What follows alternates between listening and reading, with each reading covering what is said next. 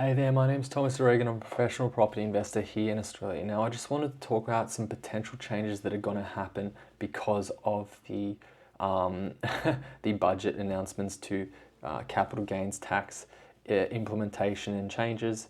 And well, let's just stay on that topic for now. There's a lot of announcements and there's a lot of things that have been proposed from the government to change around how properties tax and how investors are taxed that own these properties. Now, the reality is, and I want to be clear, the reality is these changes may never take effect. They may never become legislation, and to become legislation, to go from what they are now as simply a government proposal to legislation, is they have to go through the legal system and be written into policy, be written into law, and that basically means the government needs to go to court, if you will, or like something or other like that, and they need to get it approved by all the people in Parliament. It's basically, similar to if you if someone suggested that you murdered someone and you had to go to court to either prove that you did it or you didn't do it or whatever. It's like maybe he did do it, maybe he didn't do it. He can't get convicted until that the judge says that he's convicted, right? So like just to be clear, these things may never happen. But if they were to happen, if capital gains tax is going to get affected dramatically, what they're saying is instead of being taxed at your marginal tax rate, it gets with a 50% discount for personal investment properties that you own. It's going to get indexed. The tax is going to be indexed for inflation, right? So inflation targets, which is what the index would be, is probably around 3% per year. So you're going to effectively, whatever gains you get beyond 3% per year is going to be taxed. And if you're getting taxed at whatever gains you get beyond 3% per year and your property is growing a lot, then you are going to get taxed a lot, okay? Now, whose properties are growing a lot? Like, what type of properties grow a lot? And the type of properties that grow a lot are blue chip properties that are highly negative cash flow, and they grow a lot because then they're in highly desirable areas, right? And think about it.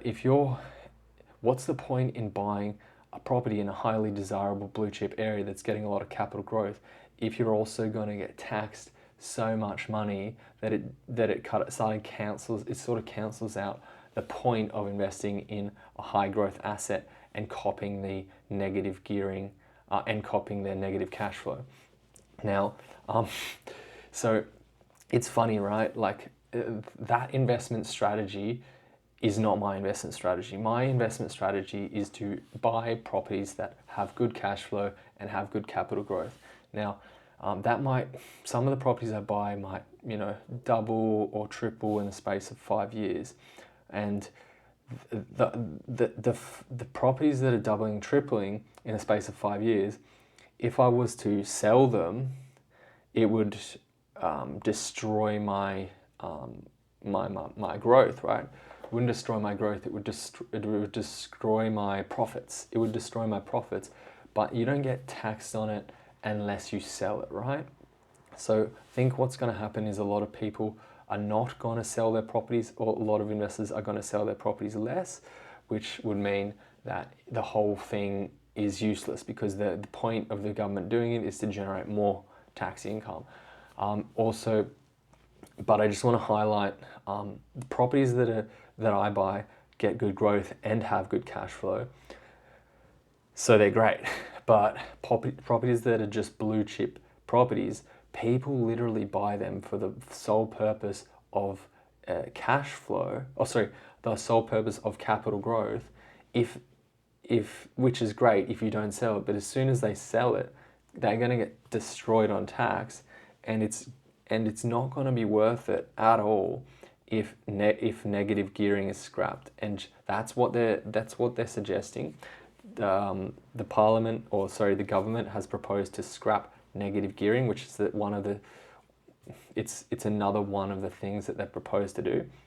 So imagine if you've got property where you only bought it for capital growth and it's negative cash flow.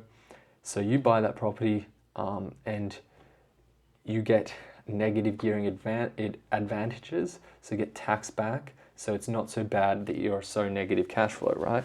But what actually they're proposing is these properties, you're not going to get any negative gearing benefits from them, and then the high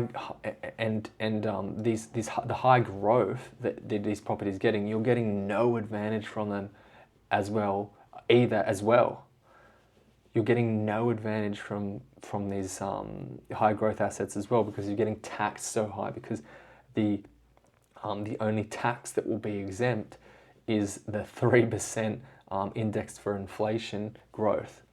All the growth beyond 3% is going to get taxed. So I don't know exactly how they're proposing for the taxes to work, and it doesn't really matter anyway, because it's like a big question mark in the air, but that's the gist of it, right?